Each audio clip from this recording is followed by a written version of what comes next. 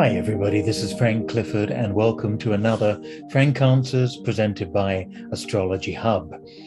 Now I have a couple of questions from Francis, who was asking about Saturn, but also the quincunxes that we covered just a few sessions ago.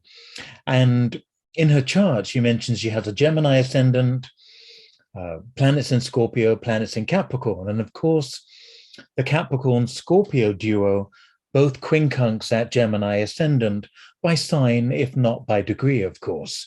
So she's living with her sun and moon quincunx, her ascendant. The big three are either sextile or quincunx each other. So that's fascinating. I'm going to mention that in a minute. And she said she heard that quincunxes are annoying aspects. They can be annoying. It can be annoying when you meet somebody who sees the world totally different from you, or it can be inspiring, it can be provoking, it can be educational, however you want to see it. But certainly the quincunx at 150 degrees or 5 signs away really does have a bad reputation sometimes. But it's the one aspect, and it's the one connection between signs, as I've said in the past, that's truly fascinating, that is, you're dealing with something very different. Now, if we look at your chart, Francis, we can see quite clearly that the Capricorn and Scorpio, both heavy signs, serious intent, have to work with that Gemini ascendant, which is about being light, perhaps juggling things, and sometimes commitment shy. And yet Scorpio and Capricorn are both signs that are strong on commitment, strong on being dependable, reliable. So how does this all work in your chart? Well, this is one of the great things that we learn when we're uniting or synthesizing the different elements of the chart. Think of them as being different aspects of who you are, rather than wondering how on earth do you pull everything together and make it work. Think of the Sun and Venus in your chart here in Capricorn, in the 7th house here. Think of that as a strong sense of commitment, and the Sun is who you are deep down, your personal journey. So think of that Sun Venus as somebody that brings people together for serious intent, for important gatherings, to make commitments and to plan for the future. So Sun Venus person like yourself, Francis, in the 7th house, well, different jobs over the years could have been things like working as organizer for different companies, and using your skills of organization and being committed to things, helping other people plan projects for the future, or helping industries or some commercial or business interest develop. That could be one way of looking at it.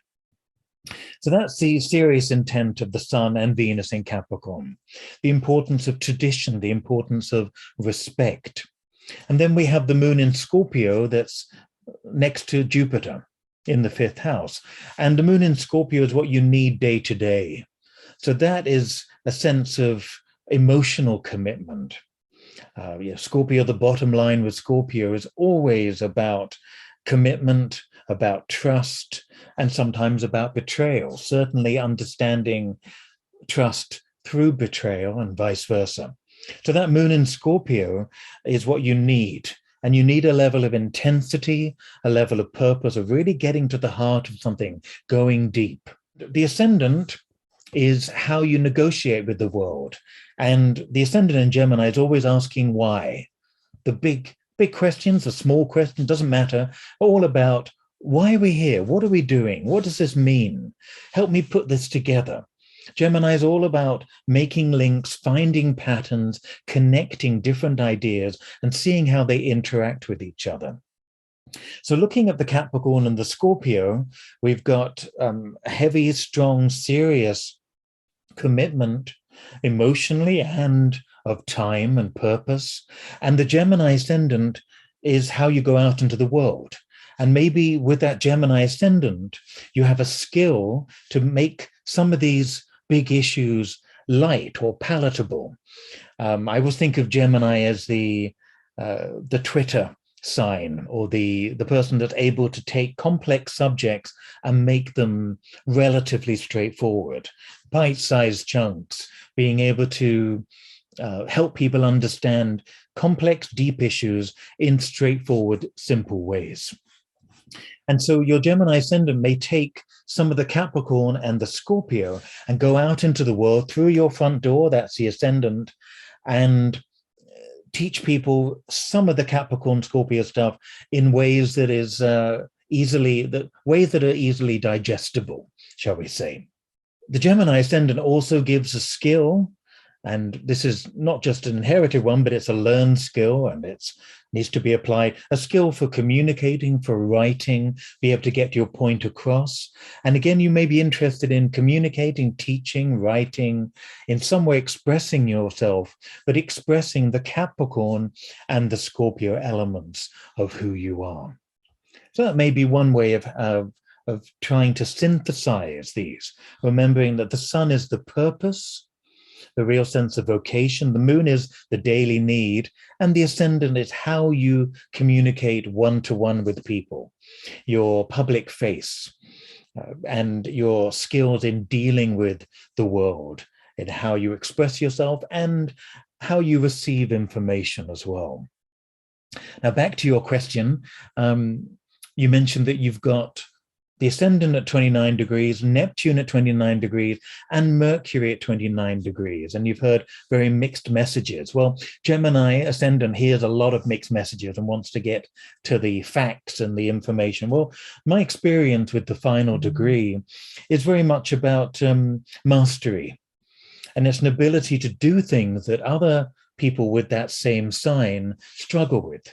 So the Mercury in Capricorn that you have at 29 degrees may have a natural affinity to organize data, information, get things organized in a professional way that can be understood and understood clearly.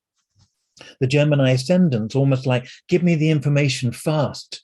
I want to learn as much as I can. There's an urgency about that final degree, particularly in Gemini. It's like, I want to know it all. Give it to me all. There's a mastery of being able to pick things up and use them intelligently. And you're born that part of the generation of Neptune at the final degrees of Scorpio. That's a collective issue. As Neptune was moving from the mid-50s all the way through the 60s in Scorpio, about to step into Sagittarius. There's a big shift in the zeitgeist, really, moving from the Scorpio energies into Sagittarius. And it may be that in some way you hold the key, being that final degree, being part of the generation that has that final degree of Neptune in Scorpio, being able to pierce through all the BS, to get to the heart of a matter, philosophically, creatively, through religion, through any sort of Neptunian belief system, etc. So maybe it has something to do with that. You'll know, and please let me know more about that, if you can, through the feedback. Now, there was a final question from you that came in a week later and says, I don't understand Saturn. It's never mentioned in the readings I've gotten. And it should be, because you're a Capricorn and Saturn is your ruling planet, and it helps to know a bit about that. You said, at the risk of being sacrilegious, Saturn seems a space junk in my chart. What am I missing? Well, I don't think I've ever heard it called a space junk. That's interesting, isn't it? Well, Saturn is an important player in your chart. It's in an out-of-sign square to Mercury. Saturn is also opposite Jupiter, so you were born at a 0 year when they're either conjunct or opposite. And the first thing I want to say about that is, if you're born with Jupiter and Saturn conjunct or opposite, so you were born in 1960, 1970, 1980, 1990, roughly around those times, your life manifests in various 10-year chapters. You're born at the conjunction 1960, 1980, 2000, etc., every 20 years. Then it feels like 10 years of Jupiter, the first 10 years of your life, followed by 10 years of Saturn. And this seems to go on through your life. It goes on in societies as well. We think about the Roaring '20s and then the Great Depression of the 1930s. We think of the hedonism of the 1960s and then having to sort of step back in some way in the '70s, or the yuppie era of the '90s, and then having to again have a Saturn 10 years in the 1990s. So in your life, in your chart, Jupiter and Saturn are opposite each other. And so the first 10 years are Saturn of your life, and then you're from 10 to 20 a Jupiter, from 20 to 30 a Saturn, and so on. Don't read that as a bad thing or a good thing. Jupiter and Saturn aren't simply good and bad. The Saturn decade is very good for structure, for discipline, working hard. The Jupiter is more about education and learning and traveling in that sense.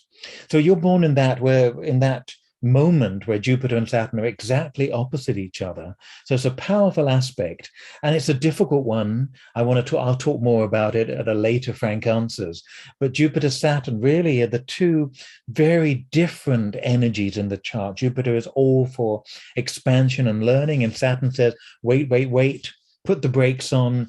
What have we got here? Let's build slowly.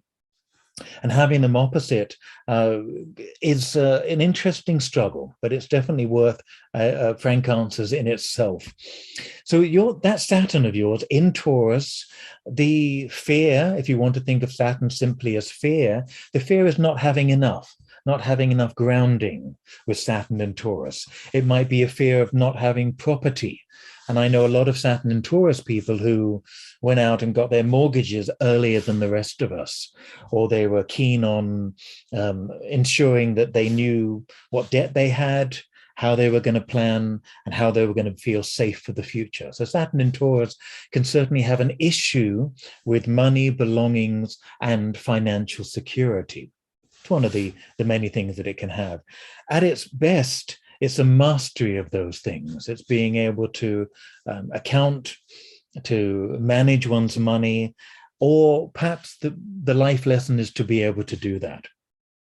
So Saturn is not only opposite Jupiter, it's opposite the moon, and it's square Mercury. In fact, it's part of a T-square. So it's incredibly important. I'm amazed nobody's really spoken to you about it. What would be interesting is for you to think about Saturn in Taurus. It's in your 11th house, which has a link to friendships and groups and a sense of turning dreams into reality. And it might be that you're the real rock, the timekeeper for your friends on a very simple level. Saturn in Taurus, the commitment to being there, to being a rock, to being a stable presence in your friends' lives. 11th house. So lots of different possibilities of how that might work. Play around with it. Think of what the Saturn in Taurus has meant for you in the first 50 years of your life, and realize that it's speaking to Mercury. So it's speaking to the planet of communication, making that more serious. When Saturn contacts the planet, it makes things heavier, more serious, perhaps more focused in a way. And it's also opposite the moon and Jupiter. And when we've got such a strong Saturn, the phrase I would like to remember is that you may not get what you pay for, but you pay for everything you get, meaning that you really earn your way through life. The Jupiter would like free lunches. Saturn knows, as a Capricorn often knows as well, that there's no such thing as a free lunch. So the understanding of that helps you through difficult times.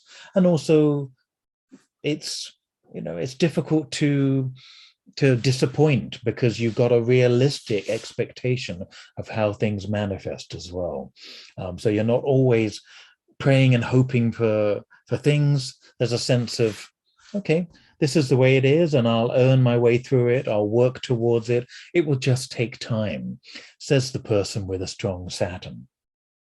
All right, well, I'm going to leave it there. I hope that's answered some of your questions about the quincunx, 29 degrees, that degree of mastery, that degree of rounding things off, or urgency as well. And also just starting to touch upon what Saturn might mean in your chart. Okay, take good care of yourself, and I'll see you all very soon.